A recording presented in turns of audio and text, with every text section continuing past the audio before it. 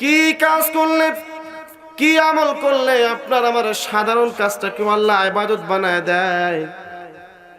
যদি আপনার আমার সাধারণ কাজটাকে আমি ইবাদত করতে পারি, আমি যদি আপনার আমার সাধারণ কাজটাকে ইবাদত বানাইতে পারি, তাহলে আল্লাহ পাক রব্বুল আলামিন আপনাকে আমাকে যে উদ্দেশ্যে সৃষ্টি করেছেন ওই উদ্দেশ্যটা হাসিল হবে। আর আল্লাহ পাক রব্বুল আলামিন আমাকে যে উদ্দেশ্যে সৃষ্টি করলেন, যদি আমার দ্বারা ওই উদ্দেশ্য হাসিল হয়, তাহলে আল্লাহ খুশি হবে না বেজার হবে? দিও দেখা মরণ কালে হে প্রিয় নবী। রাসূলের দিদার চাই কি চাই না? আওয়াজটা ছোট কেন? ঈমানের বলে বলিয়ান হয়ে বলুন, চাই কি চাই না? তাহলে সকলে একটু আমার সাথে বলি, দিও দেখা মরণ কালে হে প্রিয় নবী। দিও দেখা মরণ কালে হে প্রিয় নবী। অন্তরামা হবে শীতল দেখে তোমারি ছবি। দিও দেখা মরণ কালে হে প্রিয় নবী। তোমায় আমি ভালোবাসি ও গো নবীজি। তোমায় ভালোবেসে আমি হতে চাই না জি। তোমায় পাবো কেমনে নবী, রাত্রি দিন ভাবি। ঠিক না?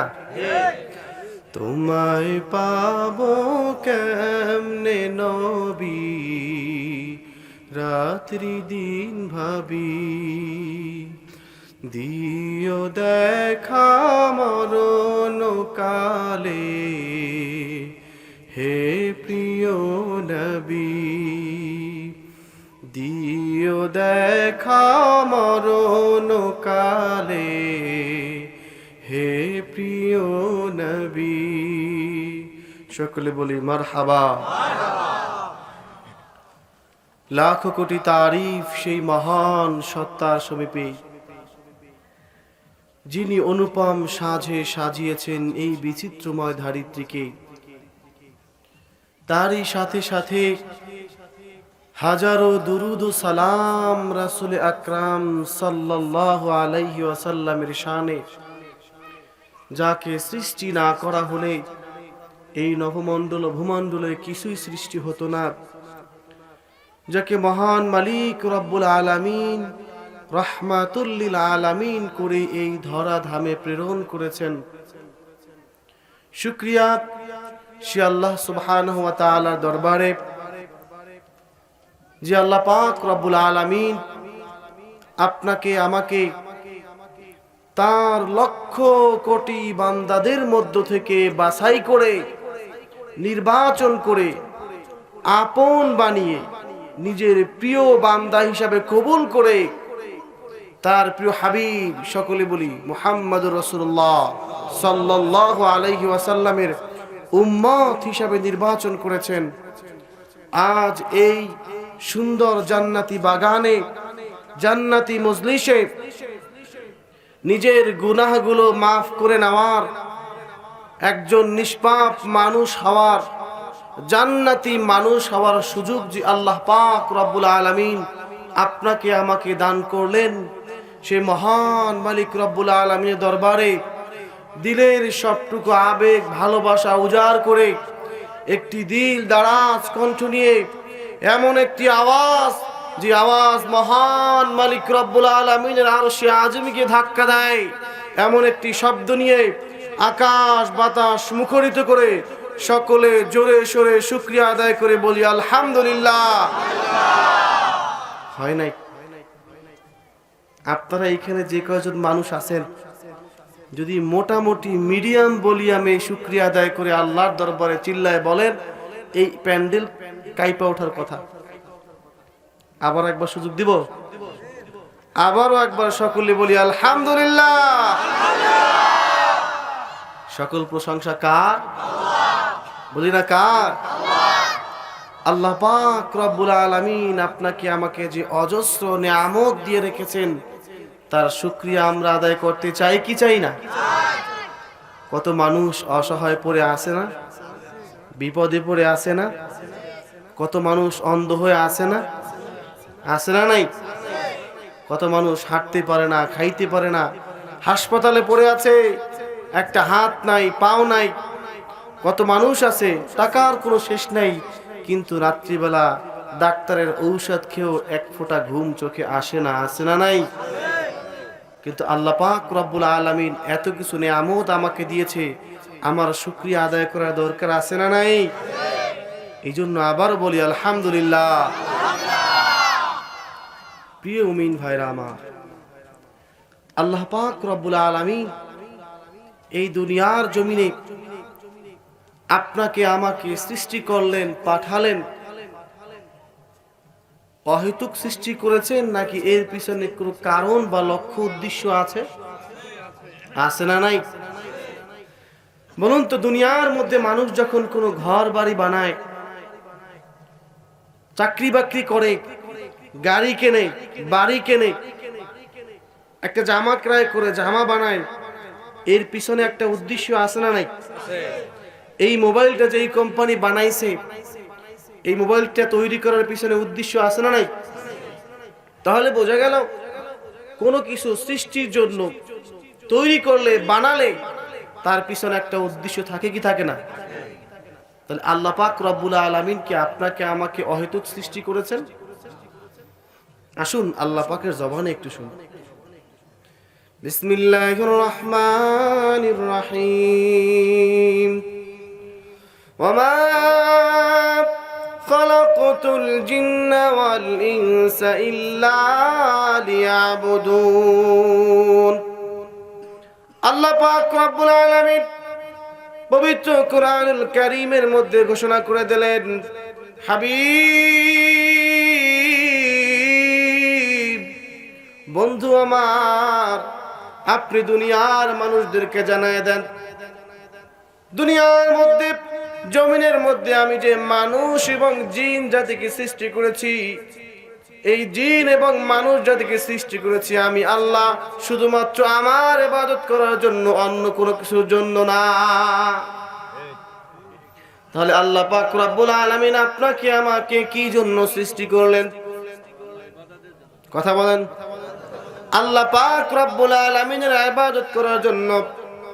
তাফসীরের মধ্যে আসে, আল্লাহ পাক রব্বুল আলামিন এখানে কথাটা তাকিদ দিয়ে বলেছেন, ওয়ামা খালাকতুল জিন্না ওয়াল ইনসা, আমি মানুষ এবং জিন জাতিকে সৃষ্টি করি নাই ইল্লা লিয়াবুদুন, তবে সৃষ্টি করেছি একমাত্র শুধুমাত্র আমি আল্লাহর ইবাদত করার জন্য।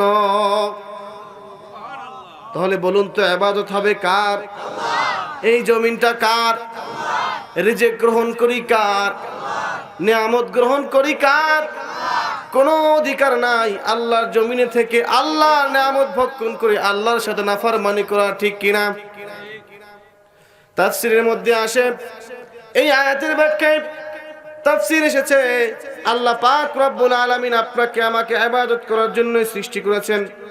এর অর্থ হলো, দিনের শুরু থেকে শুরু করে, সকাল থেকে শুরু করে সন্ধ্যা পর্যন্ত, সন্ধ্যা থেকে শুরু করে সকাল পর্যন্ত, আবার সকাল থেকে শুরু করে সন্ধ্যা পর্যন্ত, দিনের প্রতিটি ঘন্টা, প্রতিটা মিনিট, প্রতিটা সেকেন্ড আল্লাহ পাক রব্বুল আলামিনের ইবাদতের মধ্যে লিপ্ত থাকা। আল্লাহ পাকের ইবাদতের মধ্যে। কিন্তু আপনার আমার পক্ষে কি দিনের মধ্যে 24 ঘন্টার প্রতিটা মিনিট, প্রতিটা সেকেন্ড আল্লাহ পাকের ইবাদত করা সম্ভব? কথা বলে না। চাকরি আছে না, সংসার আছে না, ক্ষেত খামারে কাজ আছে না নাই, খাওয়া দাওয়া আছে না?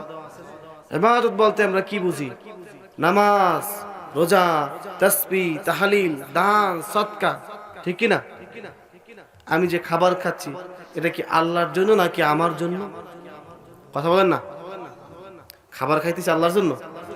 কার জন্য? আল্লাহ পাক রব্বুল আলামিনের জন্য যেই কাজটা করতেছি ওইটাই কি ইবাদত। আমি যে চাকরি করি আল্লাহর জন্য নাকি আমার নিজের সংসারের জন্য? ক্ষেতের মধ্যে কাজ করি আল্লাহর জন্য না নিজের সংসারের জন্য? এগুলো কি ইবাদত? ইবাদত না। কিন্তু আল্লাহ পাক রব্বুল আলামিন তো বলেছেন আমি আমার বান্দাকে শুধুমাত্র আমার ইবাদতের জন্য সৃষ্টি করেছি। মুমিন ভাইরা আমার, আপনাদেরকে একটা প্রশ্ন করতে চাই, একটু উত্তর দিবেন। বলুন তো, আল্লাহ পাক রব্বুল আলামিন মহান মালিক কি কখনো মিথ্যা কথা বলতে পারে? আওয়াজটা ছোট হলো কেন? আল্লাহ পাক রব্বুল আলামিন তো মিথ্যা কথা বলতে পারে না। তাহলে আল্লাহ পাক রব্বুল আলামিন তো বললেন ওমা খালাকতুল জিন্না ওয়াল ইনসা ইল্লা লিয়াবুদুন, আমি মানুষ এবং জিন জাতিকে সৃষ্টি করেছি শুধুমাত্র আমার ইবাদতের জন্য। কিন্তু আমি দেখতে পাচ্ছি সারাদিন 24টা ঘন্টা তো আমি ইবাদত করতে পারি না। কিন্তু আল্লাহ পাক রব্বুল আলামিন তো মিথ্যা কথা বলতে পারে না। তাহলে একটা মাধ্যম অবশ্যই রয়েছে, একটা উপায় রয়েছে, যে মাধ্যমটা অবলম্বন করলে, যে উপায়টা পালন করলে আমার সাধারণ কাজগুলোকে আল্লাহ ইবাদত বানায় দেবে, ঠিক কি না? তাহলে আজকে আমাদের জানতে হবে কি কাজ করলে, কি আমল করলে আপনার আমার সাধারণ কাজটাকে আল্লাহ ইবাদত বানায় দেয়। যদি আপনার আমার সাধারণ কাজটাকে আমি ইবাদত করতে পারি, আমি যদি আপনার আমার সাধারণ কাজটাকে ইবাদত বানাইতে পারি, তাহলে আল্লাহ পাক রব্বুল আলামিন আপনাকে আমাকে যে উদ্দেশ্যে সৃষ্টি করেছেন ওই উদ্দেশ্যটা হাসিল হবে। আর আল্লাহ পাক রব্বুল আলামিন আমাকে যে উদ্দেশ্যে সৃষ্টি করলেন, যদি আমার দ্বারা ওই উদ্দেশ্য হাসিল হয়, তাহলে আল্লাহ খুশি হবে না বেজার হবে? কথা বলেন, খুশি হবে না বেজার হবে? মহান মালিক রব্বুল আলামিন যদি খুশি হয়ে যায়, যেই বান্দার প্রতি আল্লাহ খুশি হয়ে যাবে, ওই বান্দার কি কোনো ভয় আছে, চিন্তা আছে, টেনশন আছে? কোনো চিন্তা নাই, কোনো টেনশন নাই। আল্লাহকে রাজি খুশি করতে চাই কে কে? নারায়ে তাকবীর, নারায়ে তাকবীর। তাহলে একটা মাধ্যম আছে, ওই মাধ্যমটা আমাদেরকে জানতে। সেই মাধ্যমটা কি? মাধ্যমটা কার কাছে পাবো? কার মাধ্যমে সেই মাধ্যমটা পাবো? আল্লাহ পাক রব্বুল আলামিন বলেন বিসমিল্লাহির রহমানির রহিম কুল ইন কুনতুম তুহিব্বুনাল্লাহ ফাত্তাবিউনি ইউহিব্বুকুমুল্লাহ ওয়া ইয়াগফির লাকুম যুনুবাকুম ওয়াল্লাহু গফুরুর রহিম। আল্লাহু আকবার। আল্লাহ পাক রব্বুল আলামিন বলেন হাবিব, বন্ধু আমার, আপনি দুনিয়ার মানুষদেরকে জানায় দেন ইন কুনতুম তুহিব্বুনাল্লাহ, দুনিয়ার মধ্যে যেই বান্দাগুলো আমি মহান মালিক রব্বুল আলামিনকে ভালোবাসতে চাই, মোহাব্বত করতে চাই। আমরা কি আল্লাহকে ভালোবাসতে চাই কি চাই না? মোহাব্বত করতে চাই কি চাই না? আল্লাহ পাক রব্বুল আলামিন নিজেই বলতেছেন হাবিব আপনি বলে দেন দুনিয়ার মধ্যে যেই মানুষগুলো আমি আল্লাহ মহান মালিক রব্বুল আলামিনকে ভালোবাসতে চাই, মোহাব্বত করতে চাই, যারা চায় আমি আল্লাহকে ভালোবাসবে, মোহাব্বত করবে, তারা যেন আপনি নবীকে ভালোবাসে, নবীকে মোহাব্বত করে। ও হাবিব আপনি জানায় দেন, আর আপনাকে যারা ভালোবাসবে, আপনাকে যারা মোহাব্বত করবে, আপনাকে যারা অনুসরণ করবে, ইন কুনতুম তুহিব্বুনাল্লাহ ফাত্তাবিউনি ইউহিব্বুকুমুল্লাহ ওয়া ইয়াগফির লাকুম যুনুবাকুম। আল্লাহ পাক রব্বুল আলামিন বলেন আমার নবীকে যারা ভালোবাসবে, মোহাব্বত করবে, যেই বান্দাগুলো আমার নবীকে ভালোবাসবে, মোহাব্বত করবে, অনুসরণ করবে, আমি মহান মালিক রব্বুল আলামিন স্বয়ং ওই বান্দাদেরকে আমি ভালোবাসবো। আমরা যদি নবীকে ভালোবাসি, আমাদেরকে ভালোবাসবে কে? বলুন না কে? নবীকে এখন আমি কি করে ভালোবাসবো? নবী তো আমার মাঝে উপস্থিত নাই। সাহাবায়ে কিরাম রাদিয়াল্লাহু তাআলা বললেন ইয়া রাসূলুল্লাহ, ইয়া হাবিবাল্লাহ, একদিন আপনি দুনিয়ার মধ্যে থাকবেন না, দুনিয়া থেকে আড়াল হয়ে যাবেন। কিন্তু কিয়ামত পর্যন্ত এই জমিনের মধ্যে আপনার উম্মত তো আল্লাহ পাক রব্বুল আলামিন পাঠাবেন। তারা তো আপনাকে পাবে না, আপনাকে দেখবে না, তারা কি করে আপনাকে ভালোবাসবে, মোহাব্বত করবে? দয়ার নবী, মায়ার নবী, রাহমাতুল লিল আলামিন ঘোষণা করে, আমার সাহাবীরা রে, মান আহাব্বা সুন্নতি ফাকাদ আহাব্বানি ওয়া মান আহাব্বানি কানা মাইয়া ফিল জান্নাহ। ও সাহাবীরা শোনো, আমি নবীর সুন্নাতকে যারা মোহাব্বত করবে, সুন্নাতকে যারা ভালোবাসবে, যে ব্যক্তি আমি নবীর সুন্নাতকে মোহাব্বত করবে, সুন্নাতকে ভালোবাসবে, সুন্নাত অনুসরণ করবে, ওই ব্যক্তি যেন আমি নবীকে মোহাব্বত করলো, নবীকে ভালোবাসলো। আর আমি নবীকে যারা ভালোবাসবে, মোহাব্বত করবে, জান্নাতের মধ্যে আমি নবীর পাশাপাশি বসবাস করবে। সুবহানাল্লাহ বাড়িতে কে কই? সুবহানাল্লাহ বলতে কষ্ট হয়? একবার সুবহানাল্লাহ বললেই আসমান জমিনের মধ্যে যে ফাঁকা জায়গা আছে, এই জায়গাটা আল্লাহ নেকি দ্বারা পরিপূর্ণ করে দেয়। যেই ব্যক্তি সুবহানাল্লাহ বলে, ওই ব্যক্তির আমল নামায় এই নেকিগুলো আল্লাহ লিখে দেয়। আমার একবার সুবহানাল্লাহ বললে জান্নাতের মধ্যে একটা গাছ আল্লাহ লাগায় দেয়। ওই গাছ মুহূর্তের মধ্যে বড় হয়ে যায়। ওই গাছ এত বড় হয়, ওই গাছ যতক্ষণ পর্যন্ত জিকির আজকার করে, গাছের পাতা জিকির করে কি করে না? সকল জিকিরের সব আল্লাহ আপনার আমল নামায় লিখে দেয়। বৈশা বৈশা যদি সব পাওয়া যায়, এই সব কি আর ছাড়া যায়? তাহলে মাঝে মাঝে একটু সুবহানাল্লাহ আলহামদুলিল্লাহ বললেন, ঠিক কিনা? যেই কথা বলতেছিলাম মুমিন ভাইরা আমার, নবীজি বলেন যারা আমার সুন্নাতকে মোহাব্বত করবে, সুন্নাতকে ভালোবাসবে, তারা আমি নবীকে মোহাব্বত করলো, নবীকে ভালোবাসলো। আর আমি নবীকে যারা ভালোবাসবে, মোহাব্বত করবে, কিয়ামতের ময়দানে বিচারের পরে জান্নাতের মধ্যে আমি নবীর সাথে বসবাস করবে। আর আমার আপনার নবী এই সুন্নাতের কথা এই জন্য বলেছেন, সকলে একটু বুঝে শুনে উত্তর দিবেন। সকল কাজের শুরুতে একটা সুন্নাতে আমল আছে না নাই? আছে না নাই? খাবার শুরুতে সুন্নাত আছে না নাই? মসজিদে ঢোকার শুরুতে সুন্নাত আছে না নাই? কথা বলার শুরুতে সুন্নাত আছে না নাই? বাজারে যাওয়ার আগে সুন্নাত আছে না নাই? নতুন জামা টাকাই দিবেন, এর জন্য সুন্নাত আছে না নাই? বাথরুমে যাওয়ার, পেশাব পায়খানায় যাওয়ার জন্য একটা সুন্নতি তরিকা আছে না নাই? মুমিন ভাইরা, যেই কথা বলতেছিলাম, আল্লাহ পাক রব্বুল আলামিন বলেছেন আমি তো ইবাদত করার জন্য সৃষ্টি করেছি। আপনার আমার সাধারণ কাজ ইবাদত করতে হবে বলছিলাম। আপনার আমার সাধারণ কাজ থেকে যেই আমলটা ইবাদত করে দিবে, আপনার খাবার, আপনার গোসল, আপনার চাকরি, আপনার পায়খানা পেশাব, আপনার জমিনে কাজ করা কৃষি কাজটাকে ইবাদত, যে আমলটা বানায় দিবে, সেই আমলটা হলো নবীজির সুন্নাত। বলি সুবহানাল্লাহ। কার সুন্নাত? যদি আপনি আমি সকল কাজের শুরুতে যেই সুন্নাত তরিকা রয়েছে, যেই সুন্নতি আমলটা রয়েছে, ওই সুন্নতি আমলটা যদি আপনি আমি আদায় করতে পারি।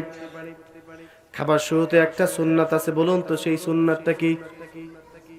কথা বল না। মসজিদে ঢোকার শুরুতে একটা সুন্নাত আছে, বলুন তো সেইগুলা কি? বলুন তো মসজিদে ঢোকার সুন্নাত কয়টা? কয়টা? এই যে এক ভাই পিছন থেকে বলছে কয়টা? কথা বলো কয়টা? প্রথমে কি বলা? বিসমিল্লাহ বলা। কি বলা? এবার কি পড়া? দুরূদ শরীফ পড়া। কি পড়া? বিসমিল্লাহ ওয়াসসালাতু ওয়াসসালামু আলা রাসূলিল্লাহ।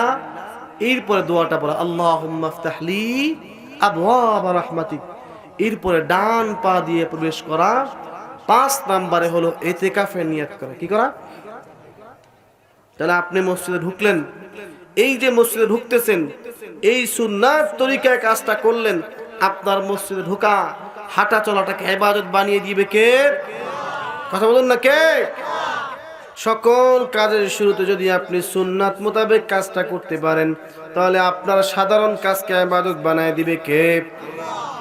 আপনার আমার সকল কাজগুলো যদি ইবাদত হয়ে যায়, সকল কাজগুলো যদি আল্লাহ পাকের জন্য হয়ে যায়, ইবাদত হয়ে যায়, তাহলে একটা সুসংবাদ আছে, আল্লাহ পাক রব্বুল আলামিন তো খুশি হয়ে যাবেন।